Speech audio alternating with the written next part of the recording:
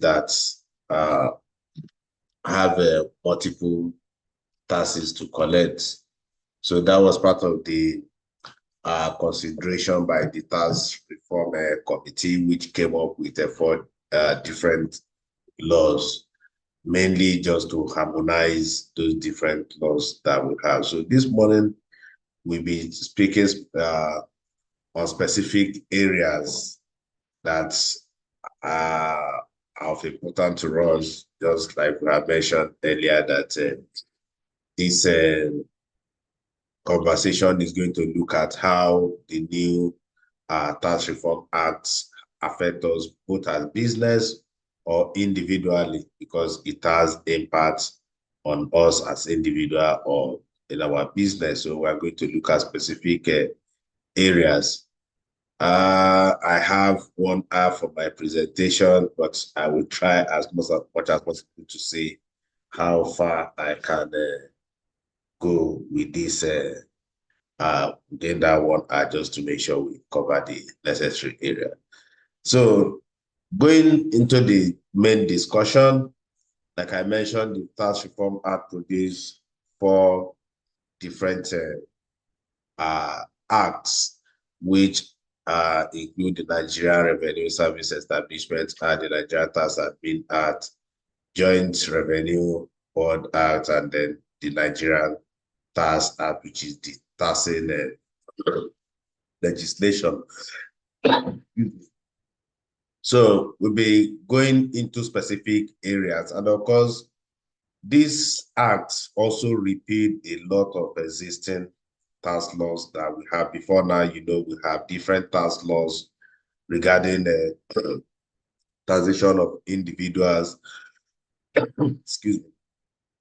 We have tax laws for companies, capital gains, petroleum industry, and all that. But all these are now compiled under within these 4 laws that we have here. The first one, which is the Nigerian Tax Administration Act, deals with administration of tax in Nigeria.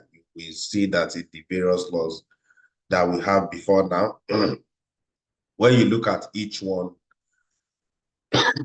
you see we have legislations in each of those laws, provisions containing filing of returns, assessment, penalties, and all that in each of the various laws. But now under the Tax Administration Act, it provides clear provisions on how the various taxes should be administered. So there is a kind of uniformity when you are looking at all the different other companies or individual on how it should be administered. So this tax admin act basically deals with administration.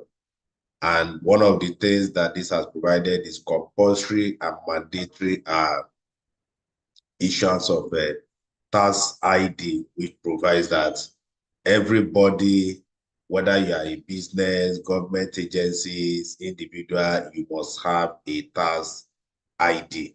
And part of the provisions of this act is the mandate given to financial institutions now, which are banks. It's now compulsory that to open and operate a bank account in Nigeria, you must have your tax ID. So as individual, for instance, if you've been running a bank account and you don't have tax ID, well, we are waiting for guidelines and circulars from the tax authorities on how this will be implemented. But the expectation is that going forward, both individuals and companies, everybody is supposed to have tax ID, and this will be linked to your bank account. Filing of returns is also that different type of returns that are expected to be filed by both companies, individuals, and the timeline for this filing. All these are included in the Tax Admin Act. More importantly, again, is the fact that tax agents are supposed to be accredited. So if you are acting as a tax consultant to companies and all that, there is need for accreditation before such consultant can represent you as a business with the tax authority. The consultant must be accredited. Advanced tax ruling and disclosure of planning. This also provides that as a business, if you are planning anything, got any form of tax planning on your business, you must disclose it to the relevant tax authority. Unlike what we have currently. Currently, you can start the implement whatever you want to implement before informing tax authority. But going forward, what is expected is before you do any form of tax planning, you must notify the tax authority and then to get advance ruling. And of course, penalties and all that are also included. Issue of VAT fiscalization, which is also critical. And this is where the deployment of electronic system comes in. I'm sure most of us are aware of the e-invoicing, where companies with turnover of 5 billion in the first phase are expected to migrate to use of e-invoicing effective 1st August 2025. And that timeline has now been extended to 1st November 2025, after which penalty will start applying. So the system is going to be automated, which means companies are expected to file returns, issue invoice online, real time, and therefore the revenue service will have access to those information. So those are the things that we have under the Tax Admin Act. And in the Joint Revenues Board Act, we have a provision regarding the joint. Currently, we have the Joint Tax Board. So all those functions of the Joint Tax Board has now been transferred to this new board, which is the Joint Revenue Board. And this will include making policy, management of taxpayer database, and issuance of tax ID and all that. Again, we also have the Tax Appeal Tribunal. We have the Tax Ombuds. Tax Ombuds is new. This is set up to act as an alternative and optional dispute resolution in case where there is dispute between the revenue authority and the taxpayer. So they are supposed to, if they don't want to go to Tax Appeal Tribunal, they can explore the Tax Ombuds to resolve their issues. And then we have the Nigeria Revenue Service Establishment Act. This is mainly for the revenue authorities. First is that the Federal Inland Revenue Service is going to change to the Nigerian Revenue Service. And then this act also highlights the various functions that they are going to perform. And of course, there's been a kind of expansion in the scope of the Nigerian Revenue Service, the coverage, right? For instance, before now, we used to have royalties payable by all oil companies are being collected by the Nigeria Upstream Regulatory Commission, but that responsibility is now with the Nigeria Revenue Service going forward from 2026. We also have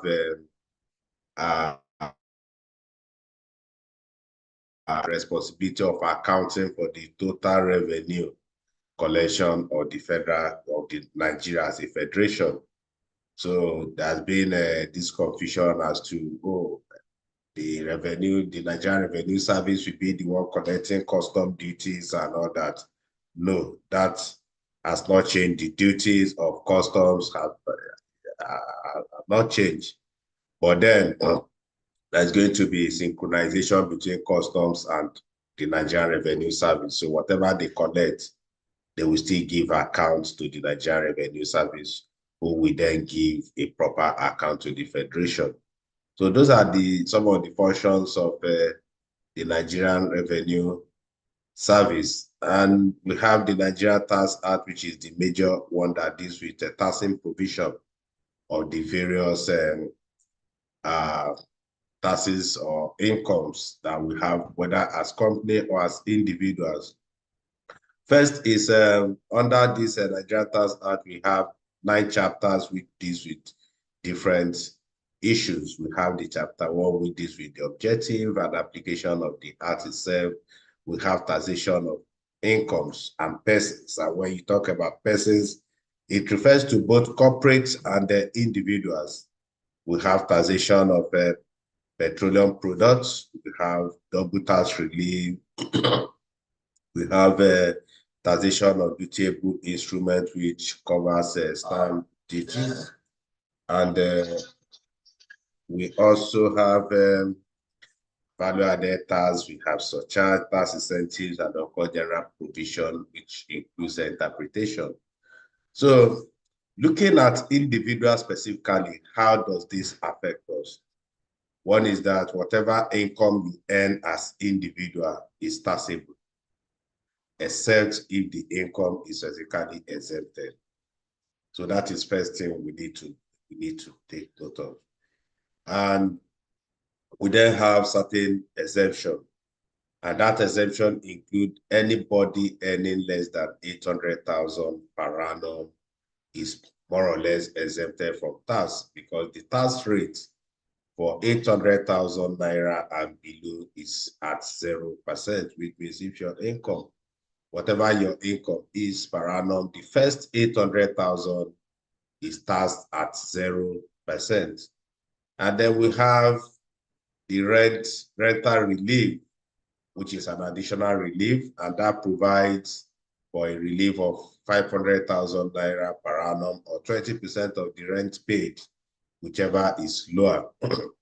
So that will be granted as an additional relief before computing the tax.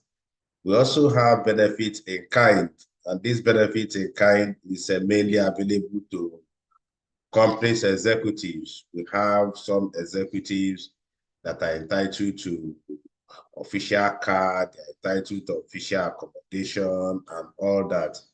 Before now, if an employee is provided with official residence, in which the company is paying rent, the total rental payment by that company will be taken as an income in the hands of that employee.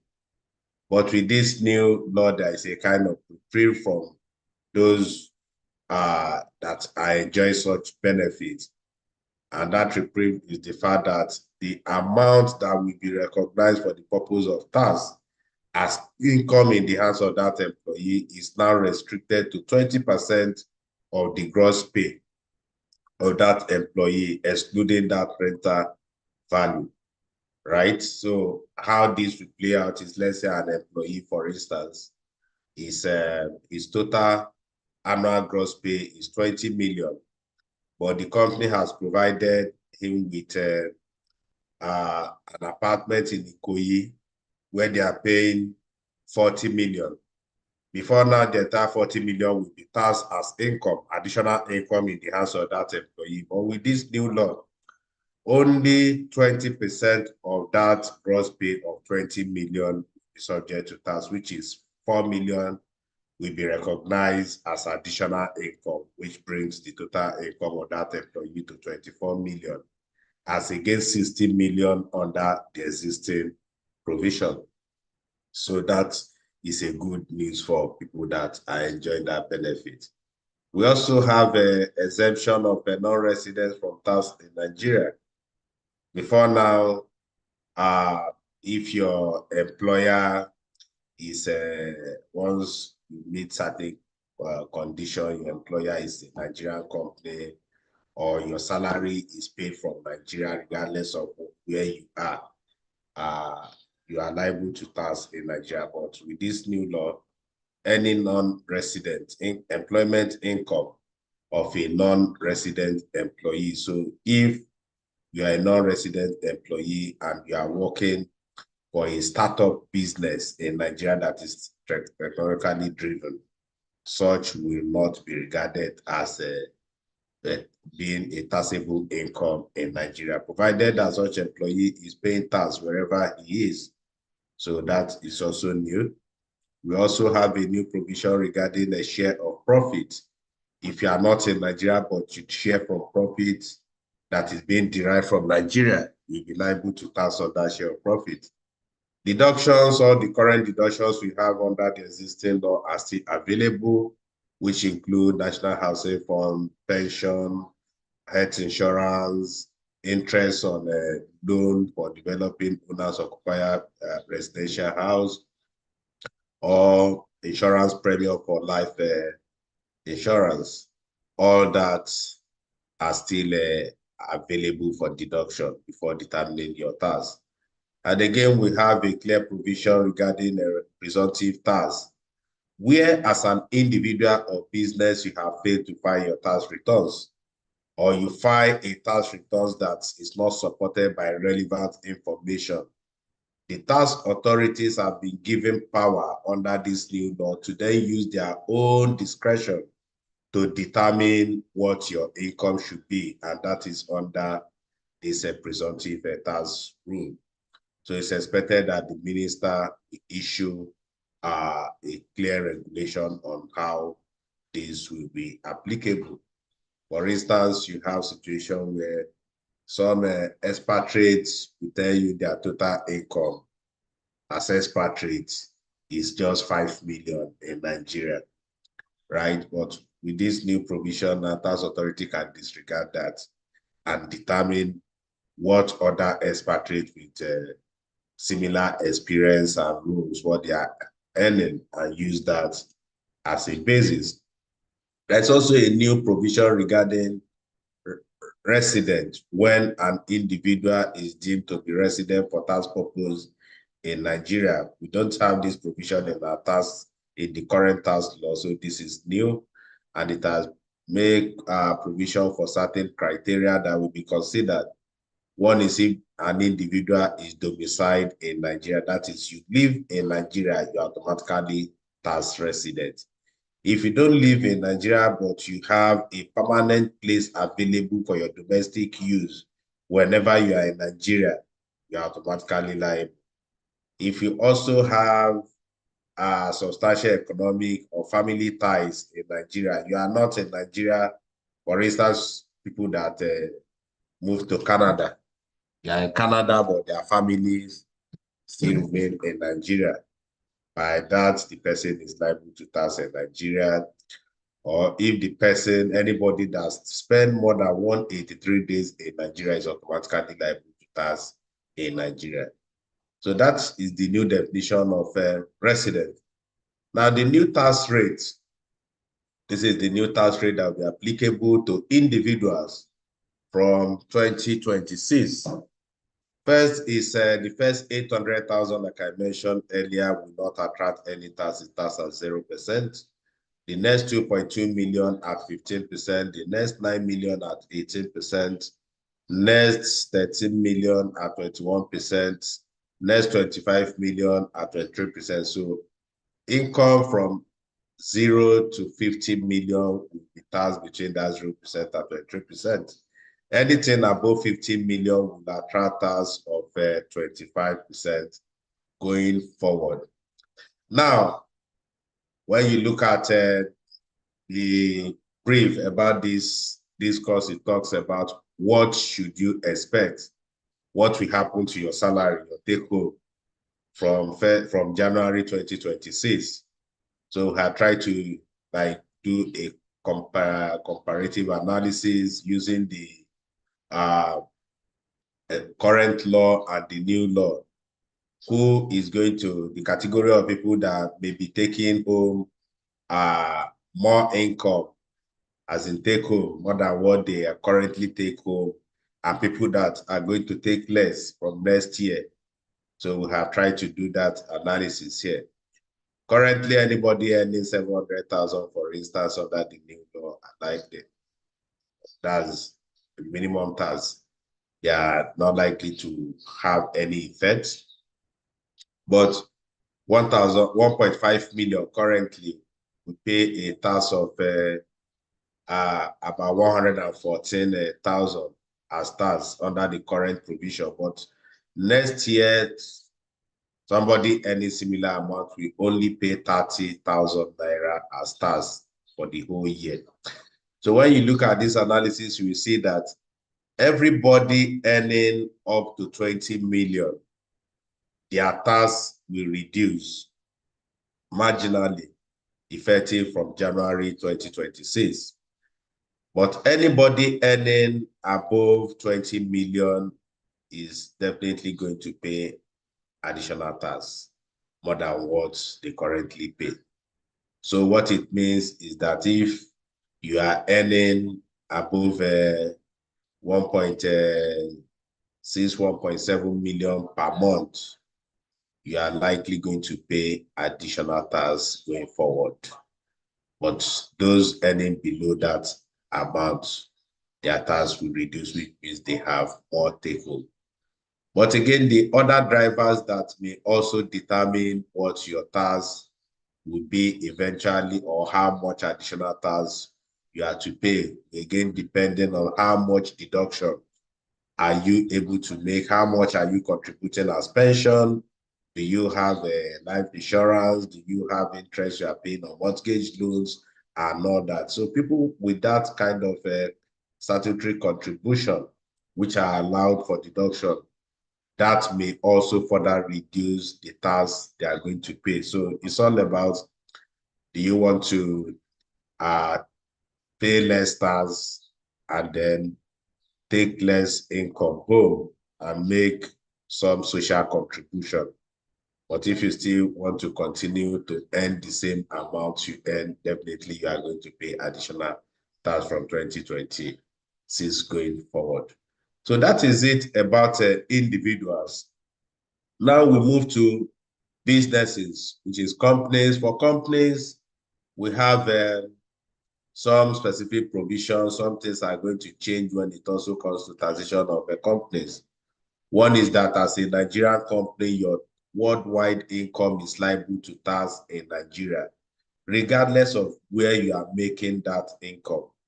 So that is one. Another thing you need to know is minimum tax has now been removed. Before now, as a business in Nigeria, even where you are making loss in a financial year, you are expected to pay a minimum tax of 0.5% of your total turnover as a business. So this will change from 2026, so that companies will no longer be subject to tax on the basis of their turnover. We have a new form of minimum tax that has just been introduced, and this is in line with the global rule, which is the OECD Pillar 2, that provides for minimum tax of 15% by every company. So that rule has now been localized. We have it in our tax law. And the rule is that every company that is a member of a multinational or a company with a turnover of above 20 billion must pay at least 15% of their profit. The profit derived, they must pay at least 15% of it as tax every year. So if you compute your tax in a year and the tax you computed is less than 15% of your profits, you are going to be paying additional tax. So it's a new provision that is going to hit a whole lot of big companies from next year. We also have provision regarding VAT. As a company, before you can claim deduction for an expense going forward, you must show evidence that you have paid VAT on such expense. If it's assets, you must show evidence that you have paid both import duty and VAT. If not, capital allowance will not be granted. Again, income tax will still remain at 30%. When we had this conversation last year, the bill provides for 25%, but that provision did not go through. So income tax remain at 30%. We also have a new tax, which is now all those other various levies that companies do pay. We have the education tax, we have the NITDA, which is information technology development, we have police levy, NASENI. All this has now been consolidated. So as a company, when you are filing your returns, you will only be paying two taxes. You have your income tax and the development levy. The development levy is 4% of your assessable profit as a company. Again, it's a small businesses. Small businesses are exempted from payment of tax. Small businesses are those with turnover of 50 million or assets of 250 million. Currently, the threshold uh, for small business is 25 million, so that has increased to 50 million. So if you are running a business and in a year your turnover is below 50 million, you are exempted from tax, provided you don't have assets of more than 250 million. So these two conditions must be met together in order to enjoy this exemption. Right? We also have small businesses. Some small businesses were exempted from withholding tax deduction when they distribute a dividend. That provision has now been deleted. So any form of dividend distribution is now subject to withholding tax. We also have provision in the law that provides for minimum tax of 4% for multinational or non-resident companies that are earning income from Nigeria, where they don't have a permanent establishment or SCP, significant economy present in Nigeria. They must pay at least 4% tax on their income from Nigeria. But this will have minimal impact because every non-resident company that is rendering service to a Nigerian company will usually suffer withholding tax, and none of those withholding tax is less than 4%. So, which means that may not be triggered. The only instance where this can be triggered is where you then look at maybe like insurance premium, a insurance arrangement. This provision may then be triggered. There's a new provision which is on control foreign companies, CFC rules that have just been also introduced in our law. We don't have this in our law, but it's one of those OECD BEPS action points that were introduced, one of the 15 action points. And what this says is that if, for instance, a Nigerian company has interest in a foreign subsidiary, and that foreign subsidiary is not distributing dividend, the Nigerian Revenue Authority can deem that dividend distributed. For instance, a Nigerian company has 51% in a foreign company and they are not taking dividend. The Nigerian Revenue Authority will recognize the portion of the dividend that is due to that Nigerian company. They will bring it in as an additional income for the Nigerian company and tax it in Nigeria. So this is a global rule that has just been localized or bring into our own tax law. Deduction of interest, this has been modified.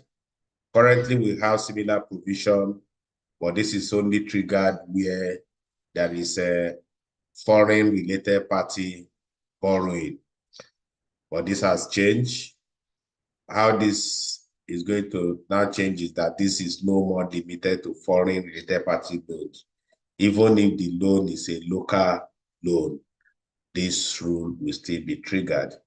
Again, another change regarding this provision is before now, this rule is once it's triggered, the total interest deductible by the company is restricted or limited to 30% of earning before interest, tax, depreciation, and amortization. But under this new law, only the related party loan deduction, the interest or related party loan is now restricted to 30%. So third party loan enjoy full deduction. Okay. We have a distribution of dividend on by way of a bonus or scrip issue is exempted from withholding tax. Excess dividend rule is still retained in the account where a company pays dividend that is more than the taxable profit. That dividend will be taken as the taxable profit of that company, and that will attract tax. Another thing that is also important is for closed companies that are managed or owned by shareholders of less than 5 people or 5 shareholders, right? There is the provision. The provision has always been there, but is still retained again, which also now gives the tax authority power to impose that dividend on those shareholders. Most times, businesses that are run by 2 or 3 few shareholders, they hardly distribute dividend, right? But under this provision, the tax authority can impose that dividend and declare it distributed. And once that is done, of course, withholding tax will apply. So that is that. And then we have some interest has been defined what constitutes interest. I think nothing has changed regarding that. We have waiver of liability. This is also in the current tax laws.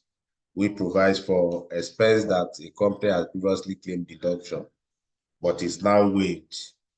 Such will be taken as income. But what is new here is in a situation where, for instance, a company has a loan, and then that principal amount is waived.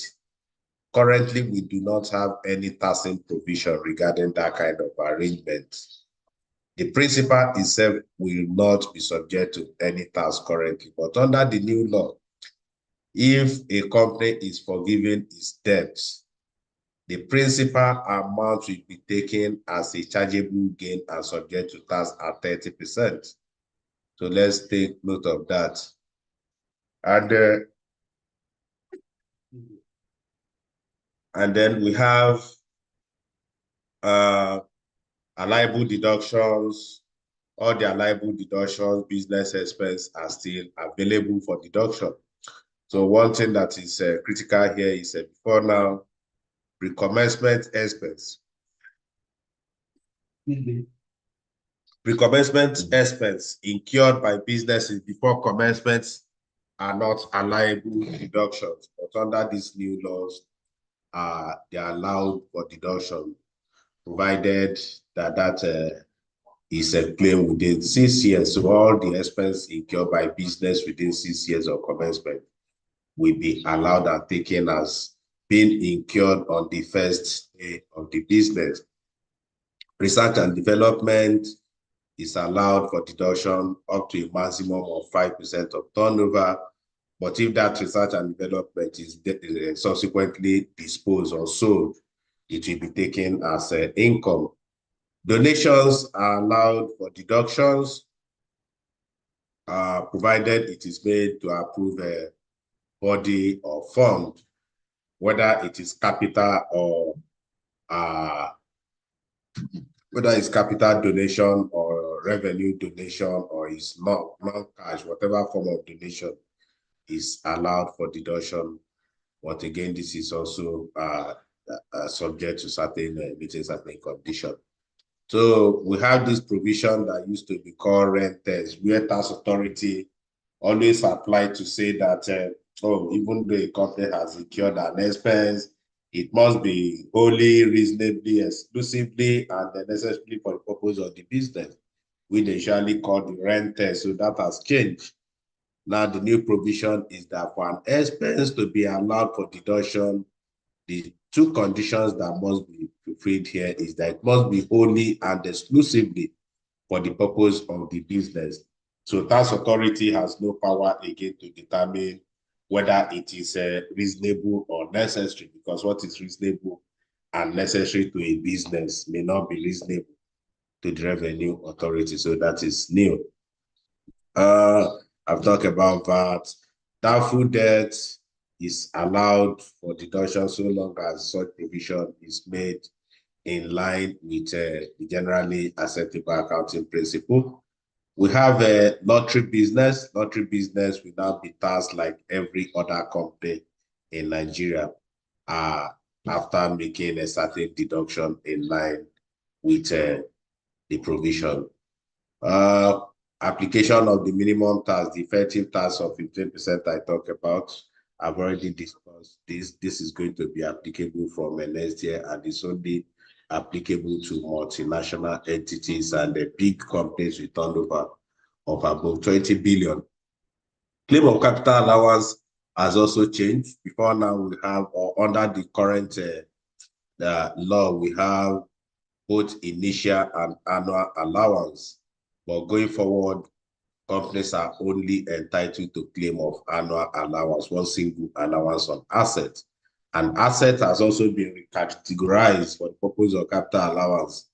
We have class 1, class 2, class 3 assets with different capital allowance rates.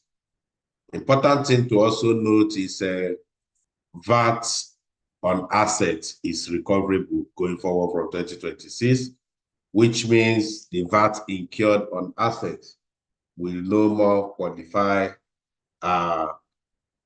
as part of the cost of the asset. So you cannot capitalize the VAT again anymore from 2026, because the company is allowed to claim refund for the VAT. And in order to claim capital allowance, the company must also show evidence of payment of VAT and the import duty in case of imported assets. So these are the different class of assets that we have and the applicable capital allowance going forward from 2026. The rule for claiming it still remains the same, which would include the company must be the owner, they must have incurred the cost and others, so that will still remain. Chargeable gains, this is also very critical. Before now, chargeable gains are subject to tax at 10% when both individual and company dispose of an asset.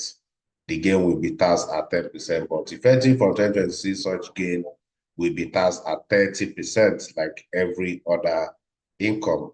And for individuals, it will be between 15 and 25%, depending on the individual's total income. There is a bit of exemption. The exemption relates to disposal of shares, where shares are disposed by a company or an individual. If the value or the proceed of that disposal within 12 months is less than 150 million, the gain from it will be exempted from tax, provided that the gain is not more than 10 million. So if the gain is more than 10 million and the value is less than 150 million, tax will apply. So for this exemption to apply, the two conditions must be met concurrently, which means the proceed must not be more than 150 million and the gain must not be more than 10 million. So that is the condition. Compensation from loss of office has also been increased. Currently, we have it at 10 million. This has increased from 10 to 50 million. So if an individual receive compensation from loss of office, up to 50 million will be exempted from tax. Filing of returns still remain. If you dispose of an asset, you be expected to file returns. And there is another thing that is also very critical, which is indirect transfer or disposal of shares.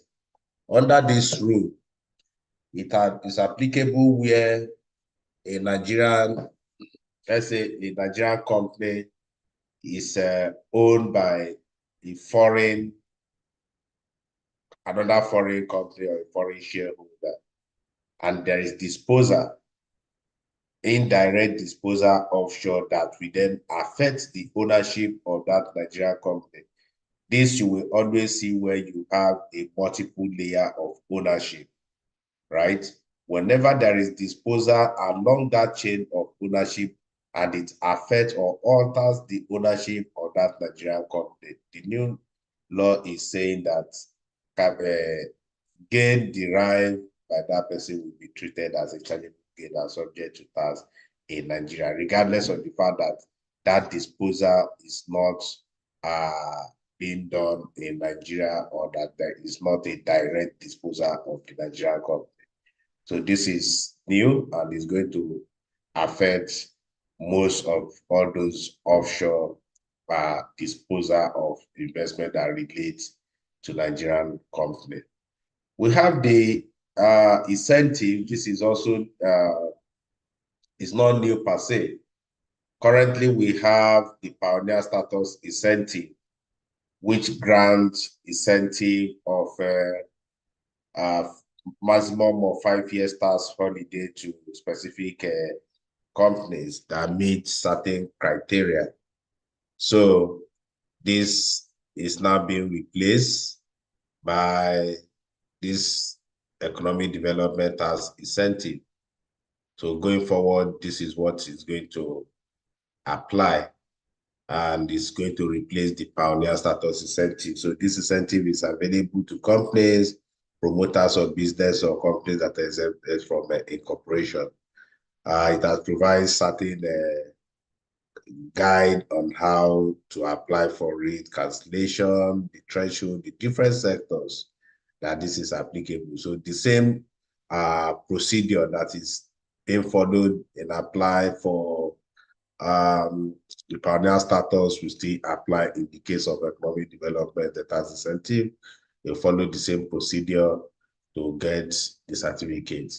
And NIPC will approve it. This will become effective from the production date as will be certified by the NIPC. And of course, it can be cancelled where the company that is granted the incentive is not meeting up with certain obligation, then it can be cancelled. There can also be voluntary request for cancellation by the company itself. So that is going to be the new incentive. In terms of comparison between this economic development tax incentive and the pioneer status, we have this comparison in terms of period. Pioneer status incentive, which is a tax holiday period, is available for 5 years. But under the economic tax incentive, is available for up to 10 years. We have under the pioneer status, capital allowance is deferred during that period of tax holiday. But under this new law, companies enjoying this incentive are expected to compute their capital allowance, claim it like every other company. Tax payments, pioneer status incentive, companies enjoying it are exempted from tax 100%.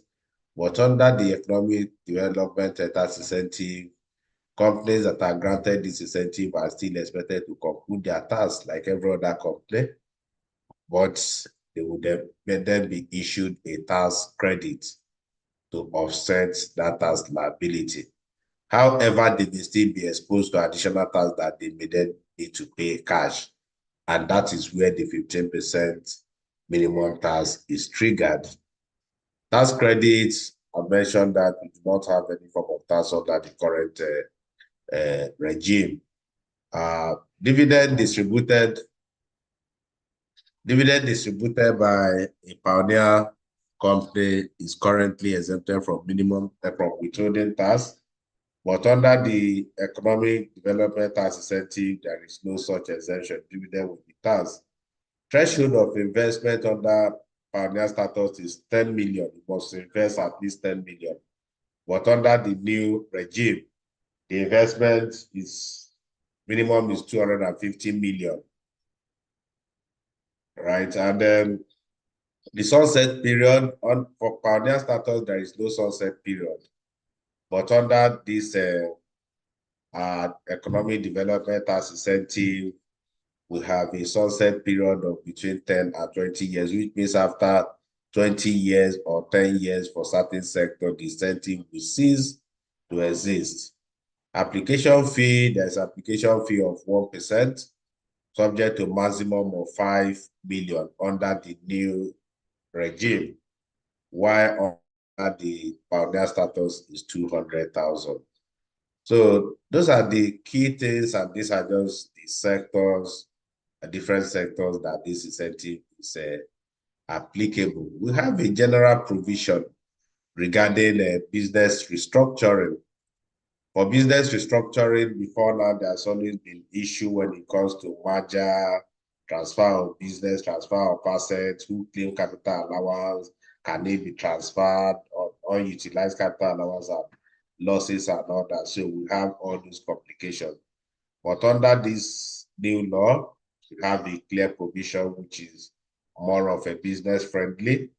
And why do I say it's business friendly? For instance, in the case of merger between 2 or 3 entities or multiple entities, before now, unutilized capital allowance, tax losses, credit note cannot be transferred. It will become permanently lost where one of the entities that is being subsumed is carrying that kind of tax assets. But under the new regime, in a case of merger, any unutilized capital allowance, unabsorbed tax losses, or unutilized withholding tax credits will be transferred to the surviving entity. So this is completely new, and no VAT will be applicable in the case of a business restructuring. There is also no chargeable gain if there is any form of gain in the course of transferring those assets in the merger. We also have a transfer or sale of assets where such transfer leads to cessation and where it does not lead to cessation of business. Where it leads to cessation of business, then it will be deemed as if it's just a disposal of assets. And in that case, if there is any gain, that gain will be subject to income tax that's to be treated as a chargeable gain. The asset will be transferred at their tax written down value.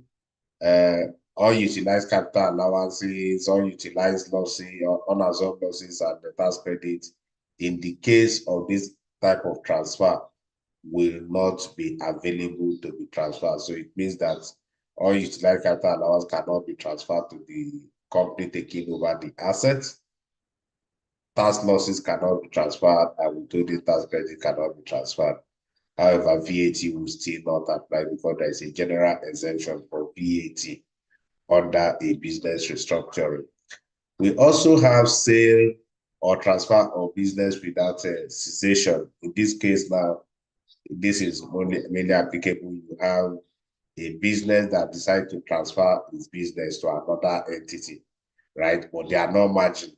So that new entity will still continue to carry on that same business. So where that is the case, the unutilized capital allowance of the company transferring or selling its asset will be transferred to the new business to utilize.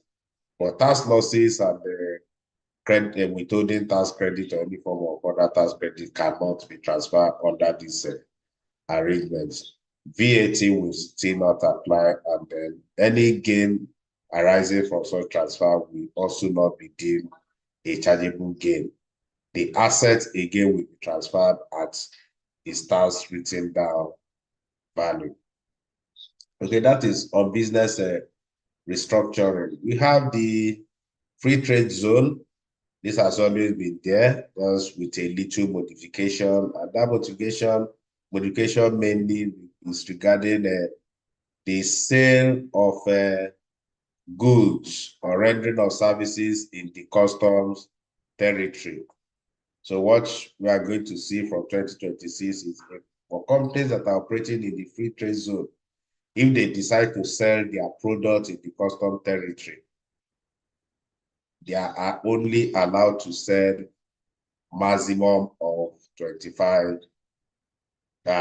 Currently, they can sell up to 25%, and that will still be available up to 2028, which means anything in excess of that 25% will be subject to tax in the custom territory. And when we say custom territory, it's in Nigeria, because free trade zone entities are deemed to be operating outside Nigeria. That is the way it is structured.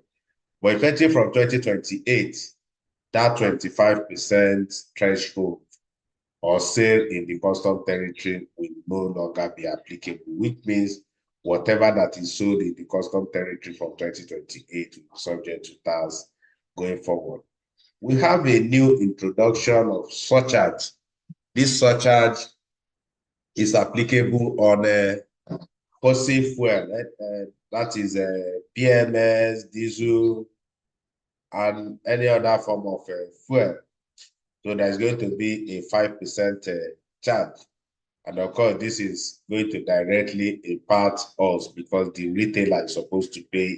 The final consumer is the one that will bear this charge. So expect that from next year, when you are buying your PMS, there's going to be additional 5% that you are going to suffer on that purchase of fuel. And the minister is expected to issue an order for the implementation of this new surcharge. And then the Nigeria Revenue Service will be the one to administer it. We also have certain exemption, and that exemption include kerosene, CNG, and cooking gas and renewable energy. So these are the only type of fuel or transaction that will not suffer this surcharge of 5%, but every other form of fossil fuel transaction will be subject to this 5% surcharge.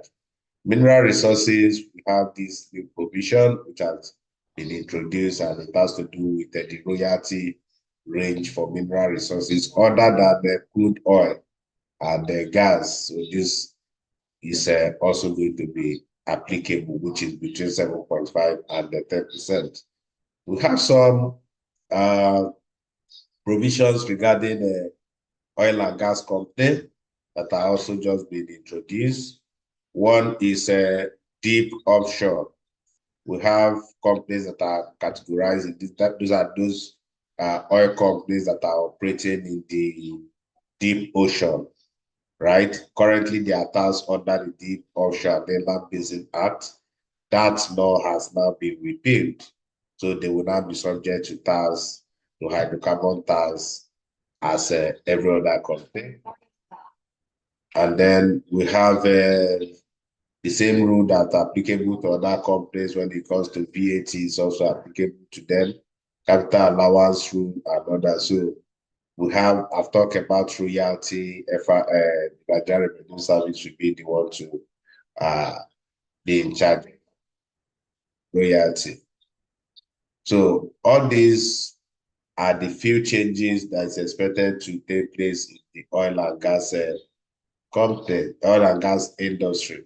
Stamp duties is still applicable on dutiable instrument. The 1939 Stamp Duty Act has now been repealed, effective from 2026. So we have a clear provisions regarding stamp duty. And stamp duty is mainly on some specific instrument. We have loan capital. Loan capital is when you take a loan, either as individual or company. You are supposed to pay stamp duty on it so long as the tenure of the loan is more than 1 year, is more than 12 calendar months. Conveyance of sales, this has to do with real property, land, buildings, is subject to stamp duty. We have contract agreements subject to stamp duty. We have lease, any lease arrangement that is more than 1 year, subject to stamp duty, with exemption where the lease is below 10 million. And then real estate transaction also that is below 10 million is also exempted. We have mineral assets subject to stamp duty of 2%. Value added tax is also critical. We have a kind of very clear and modified value added tax now. One is we have a clear definition of certain terms. At what point is service deemed to be exported or imported? So we have all those rules now. And then we have issue of exempt and zero rated VAT. The list of exempt items has now been increased. So we have a lot more items exempted from VAT. And those that are not completely exempted, we have them under the zero rated, which means they are not exempted, but they are subject to VAT at 0%. Some people will ask, what is different between zero rated and exempted? Why not just put everything as exempted? The difference is that for the zero rated, it means not that they are exempted, because in the course of maybe in a value chain of a transaction, maybe the final output is exempted, but all those other chain of that transactions are not exempted. So if it's zero rated, it means the final person in that chain will be eligible to claim input VAT. Okay, so that is the major difference between zero rated and exempt. VAT fiscalization, I've talked about this, which is a deployment of a technology. So this is going to change the landscape of VAT from next year, because the revenue authority will be seeing the transaction real time. As you are issuing the invoice, they are seeing how much invoice you have issued. And we also understand there are plans to link this system to your bank account. So as you are issuing the invoice, as you are receiving payment, FRS is knowing how much is coming to your account. They also know how much invoice you have issued.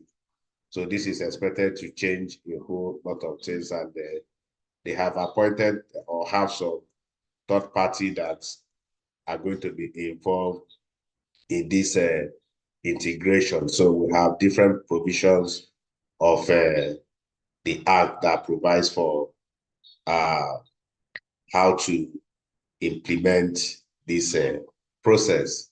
So that is expected to fully take effect. It's already in place, but from September, it's expected that it will, from November, 1st of November, companies with a turnover of 1 billion and above are expected to fully integrate their system. So finally, by way of conclusion, this new law is going to be effective from 1st January 2026.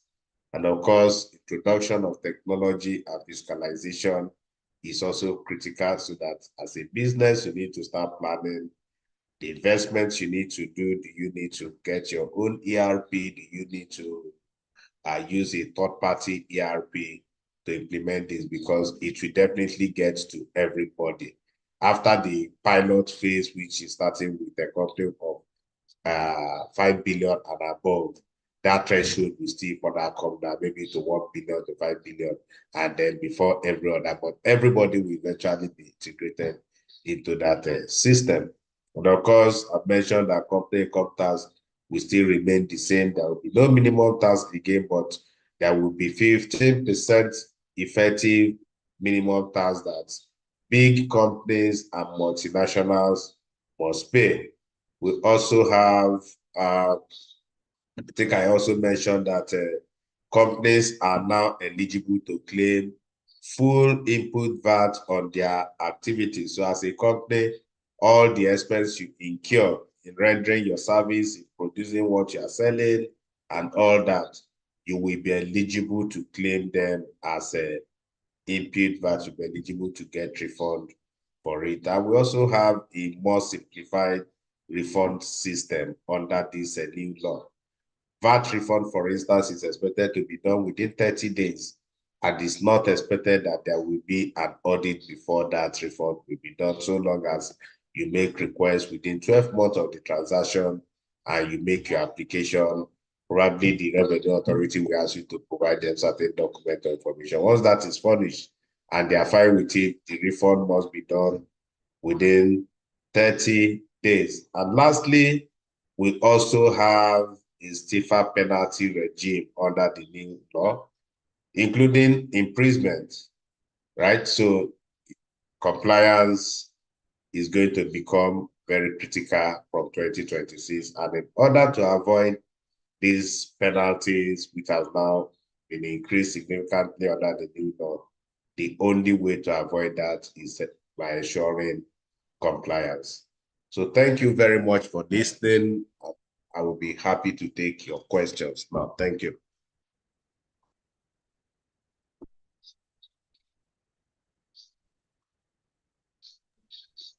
Thank you very much, Mr. Fidelis Chuku, for the insightful presentation.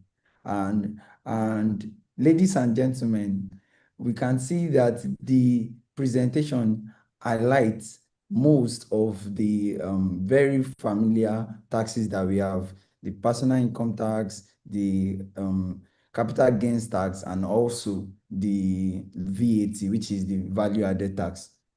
And at this point, I feel like we all at least know that, oh, if I'm not earning up to 20 million gross income, I would be paying less tax if my income remains the same in the year 2026.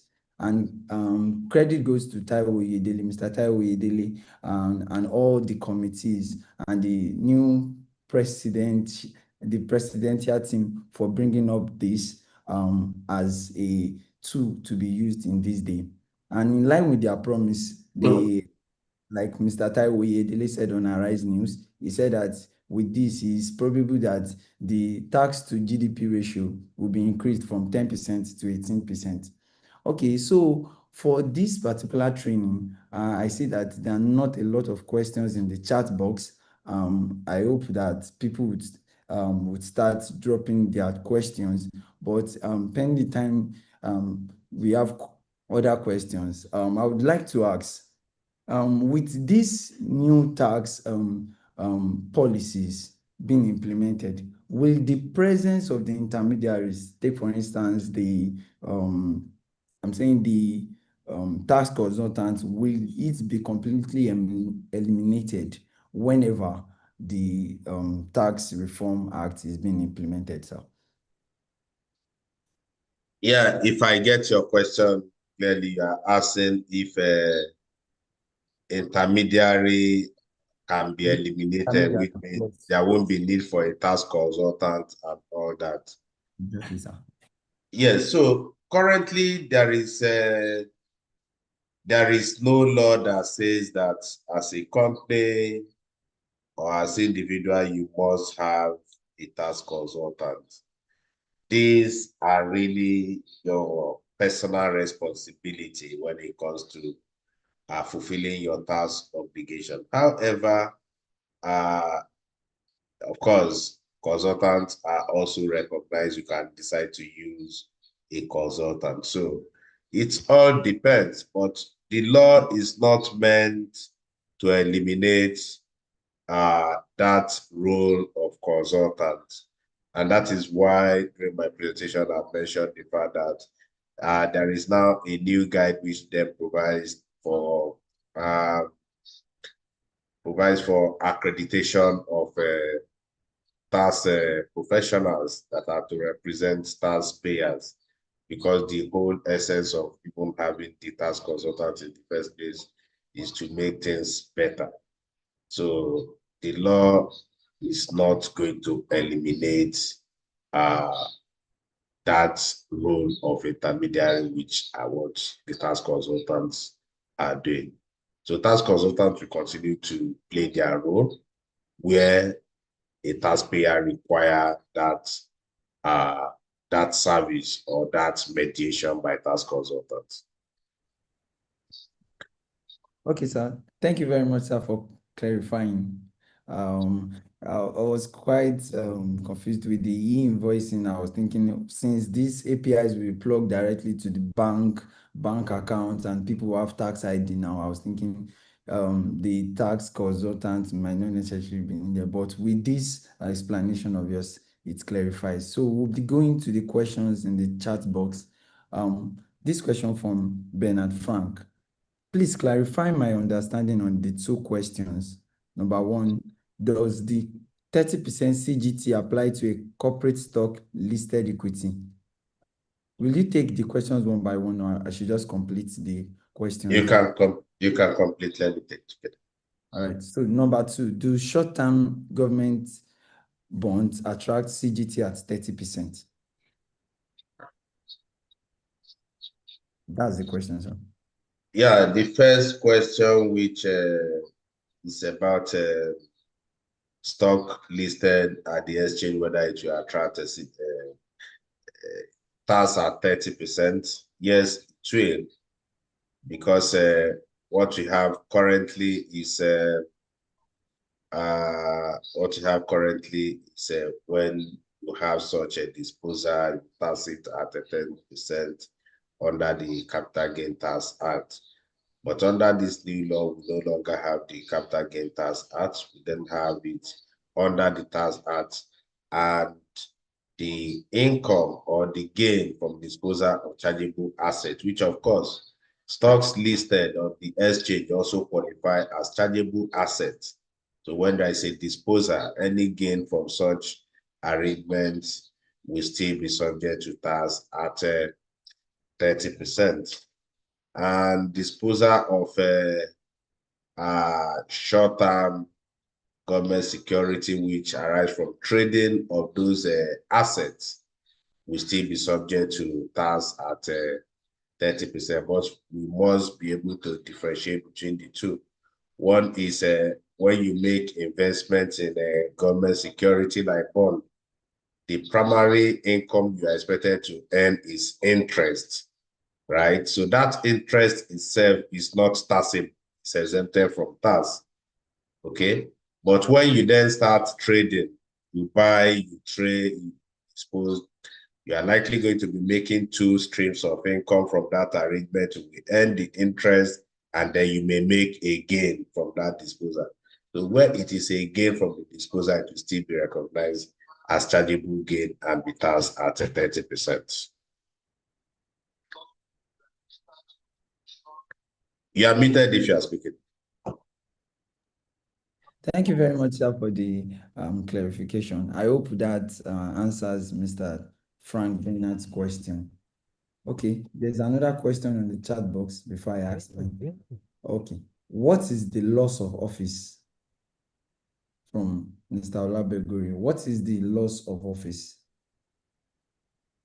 Okay, loss of office will occur, let's say a company is doing reorganization, and in the course of that reorganization, they ask some people to go as part of the restructuring of that company. So what they pay at the point of asking people to go, not as a result of reaching the mandatory retirement age, but because let's say in the case of merger, for instance, let me just use merger arrangement. You have a merger arrangement where two companies will come together. And then coming together, each of these companies will have their own separate MD. They have their separate directors. They have their separate CFO. They have all those rules. But when they merge, they are not going to have two MDs. They are not going to have two CFOs, which means one of each of those rules will have to give way. So in that kind of arrangement, when you are then being asked to go as a result of that, so that is loss of office. And the law is saying that whatever compensation you receive as a result of that, because the compensation is just for you are not retiring yet. They're just paying you that, okay, you have something to keep yourself until you get something else doing. So the law is saying that when that is the case, the income from that kind of arrangement up to maximum of 50 million will not suffer tax. Okay. Thank you very much for the clarification. I hope that clarifies. There's another question from Ms. Dorcas Ajimele. It says, are there likely challenge in tracking and valuing digital assets? Well, there will be, even though this digital asset is not new in the law. It's I think it was first introduced 2023. Yeah, one of the finance acts, right? So, and that was under the Capital Gain Tax Act then. Before you can successfully tax digital assets, which means you must have complete information. So if you don't have that complete information, because these are not like every other transaction that you go to, for instance, you have deposit with a bank, you can always see that information, but These are cloud-based transactions. When you talk about digital assets, so there will definitely be challenge, and that challenge we will come from how do you put infrastructure in place to even be able to know that those transactions are taking place. You need to first determine that, because these are transactions that just happen between individual and the system. You understand? So you must getting that information to even know that those transactions takes place.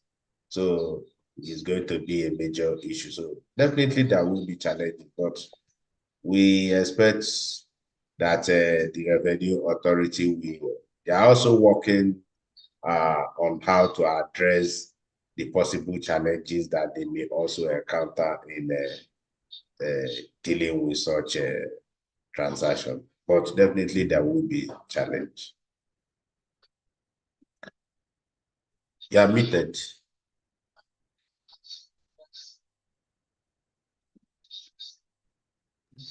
Thank you very much, sir, for clarifying. I guess that clarifies, and because the implementation date will still be 1st of January 2026, I hope that the concerned party would do the needful as you clarified. Okay, there is a question from Naimika Nguta. How does this new tax law take care of the current requirement challenge of individuals having their things as per state of residence? How does the law make it convenient for labor mobility in Nigeria vis-a-vis payee remittances? Okay, thank you. One thing that we need to know is that first, you are not expected to go because you live in Lagos, but during the year you travel to Bayelsa State to work. You must have a team in Lagos. You must have another one in Bayelsa and all that too. And that is where the JTB comes in, right? So every individual is supposed to have a unique tax ID, which should apply wherever you are. Even though currently we know that that has been a kind of problem where the tax authorities seem to be fighting over, oh, the tax due to their state and all that. And before you can remit, you probably need to generate. But that, I believe, uh, the Joint Revenue Board addressed that issue of issuing a unique tax ID, because it's one of the functions of that board, right, to manage taxpayers and tax ID, to manage the database. So it's expected that that issue of having or need of having multiple tax ID because of the, oh, you have been in this state for 3 months, 6 months, you're expected to file returns there, so you must have a tax ID. I believe that is going to be addressed by the new Joint Tax Revenue Board.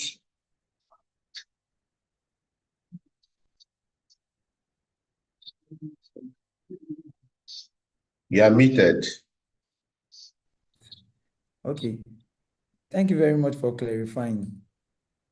I hope that clarifies since there's the Nigerian Joint Tax Board. There's another question from Joke Oshineye.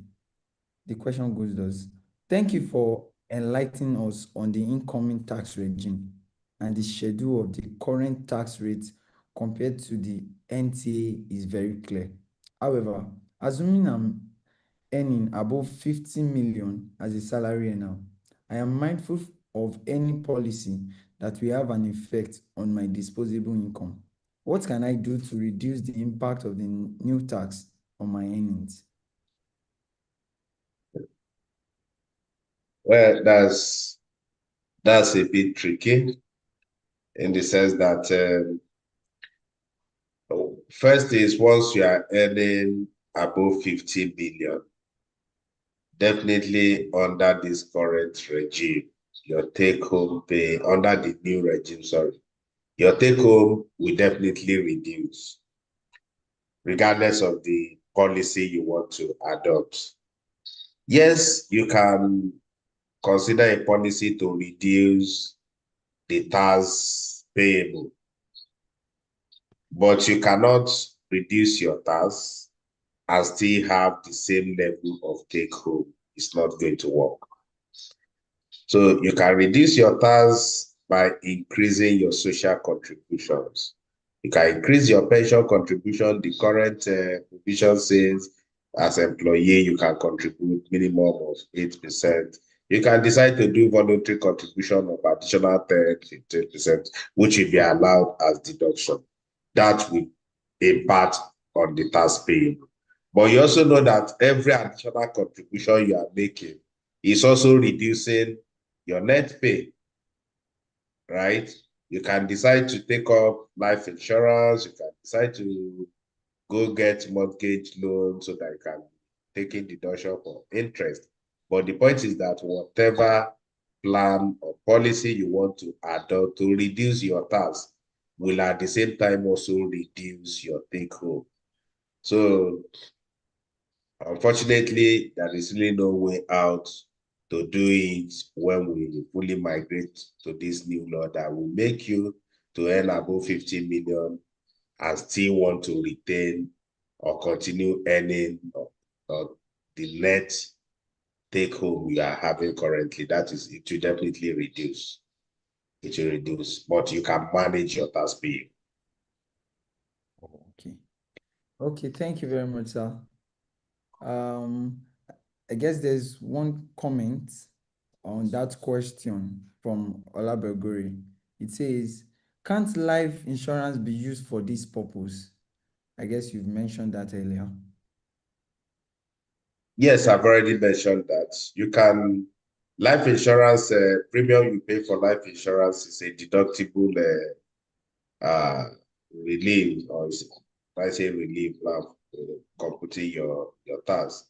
So if you have life insurance scheme that you are paying premium, whatever you pay as premium, you can take deduction for that, and that will also reduce your tax payable. But the point I try to make is that whatever scheme or contribution you are making to reduce your tax, you are also reducing your take home. So as your tax is reducing, your take home pay is also reducing. So that's just what you need to take note of. Okay. Thank you. Thank you for clarification. A question from Bernard Frank. It goes thus. Thank you for your clarification on my initial question. Will long-term government bond remain exempted from capital gains tax under current law? And are there other impacts on foreign investors under the 2026 tax reform? Government bond, I think I've explained this. When you invest in government bond, the primary, you're expected to earn interest. But when you then start trading by selling it, buying and selling, then you are likely going to be receiving two forms of income from that arrangement, which is the interest and the gains from disposal. Yeah, only the interest is exempted from tax. So whatever other gain you are making by trading on that security is going to suffer tax. Okay, so the other question is that are there other impacts on the foreign investors under the 2026 Tax Reform Act?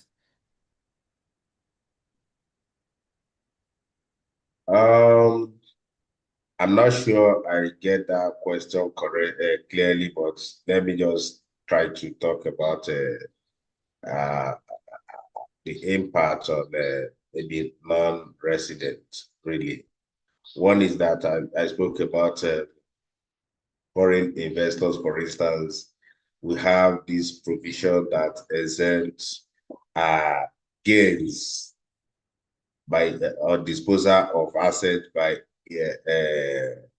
angel investors, right? And where this we usually have this is you have a portfolio investors that give seed fund to startups, to new business, form of take this fund and give me share, or when the business is fully off, then I can become a shareholder. So you have all those arrangements which most foreign investors do key into. So there's provision under this act that provides for exemption for them if they decide to dispose their assets, provided that asset they hold it for at least 2 years. Then if they dispose it, there will be no tax on it. So for me, that is a good, it's a benefit and a motivation for those angel investors, which are mainly foreign investors most times. So yeah, there are most of what we have in terms of impact for those investors are more on the positive side when you look at the law generally. We've also talked about even non-residents, for instance, working for a startup in Nigeria will not be subject to tax in Nigeria.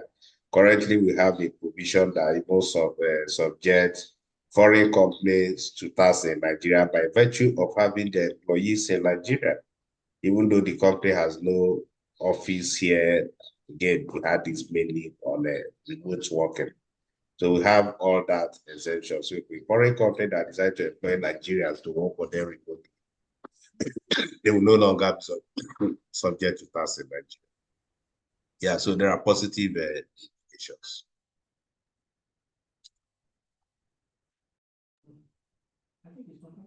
All right. Thank you very much for the clarification.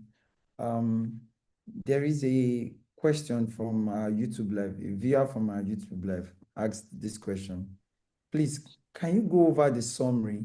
And they said the viewer is asking that you just briefly explain the summary so that they can catch something they were trying to catch while you were doing the presentation.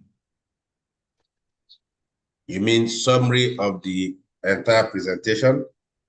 On your conclusion page. Okay, what I've said in terms of a conclusion really is, first, this law is going to be effective from 1st January 2026. And we have 4 different laws, which is the Nigerian Tax Admin Act, we have the Nigerian Revenue Service Establishment Act, we have the Joint Revenue Board Establishment Act, and we have the Nigerian Tax Act. So we have all different acts which has consolidated all the different tax laws that we have now. It's going to repeal all those other different laws. So this will be the taxing legislations for any form of incomes in Nigeria, whether for individual or business. So I also talk about how does it affect us as individuals. As individuals, the tax rate has changed. Now we have the tax rate between 0% and 25%. And I also did mention that 800,000, anybody earning below 800,000 is exempted from tax, and everybody is also allowed deduction for the first 800,000 of their income to be taxed at 0%, which is as good as saying the first 800% is available as relief or exempted from tax. For companies are still liable to tax at 30%. And for individuals, anybody earning less than 20 million will likely see a slight reduction in their tax from next year. And when the tax is reducing, also means they are going to also see a slight increase in their take-home pay from next year. And everybody earning above 20 million will also experience a change in their tax payable, which means less take home or less profit for business, depending on how much of increase. And I talk about the role of revenue authority, the joint board, and all that. And some of the things that are expected from this is that everybody must have a tax ID The financial institutions have been given a mandate and it's now compulsory. You must have a tax ID before you can operate your bank account, whether as individual or as business, right? Both new and existing. I also did mention some specific changes that are expected when it comes to taxation of companies. We have talked about the minimum tax issue that has now been removed. We talk about claim of input VAT by every business, uh, VAT being a condition for claiming deductions or claiming capital allowance, change in how capital allowance is computed because we now have class 1, class 2, class 3 assets with different capital allowance rates. Again, I talk about incentives, which is economic development tax incentive, which is going to replace the pioneer status incentive. I talk about all that and what has really changed under the new regime. Companies are expected to compute their tax like every other business and then get a tax credit to offset their tax. VAT fiscalization, which is also very, very critical. Under the new VAT regime, every business is supposed to do a fiscalization, which means you must make use of electronic platform or system that the revenue authority will be make available. They want to be seeing your transaction real time as you are doing it. So your own invoicing platform will be linked with the revenue authority's own. So as you are issuing, they are seeing it, right? We also have expansion in the list of exempt and zero-rated goods and services. So a lot of transactions that were previously vatable now come under the zero-rated and exempt, so we have more items exempted. So basically, we are saying that effective from next year, when the law becomes applicable, a lot of things change. And the penalty regime has also changed. We have stiffer penalty, and the only way to avoid this penalty is by ensuring compliance. If you don't comply, then the penalty will be applied. So as businesses, as individuals, we must start planning, start thinking how we are going to ensure compliance with the new law. And of course, we must do our own assessment to see how will it impact us as individual. For the high income earners, you need to start making provision for how much reduction you are taking home every month.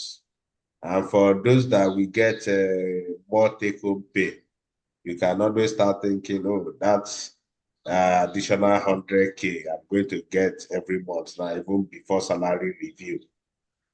Should I invest it with Utica capital? Where should I put it? so those are the things that we need to start thinking of. So thank you. I think that's just the summary.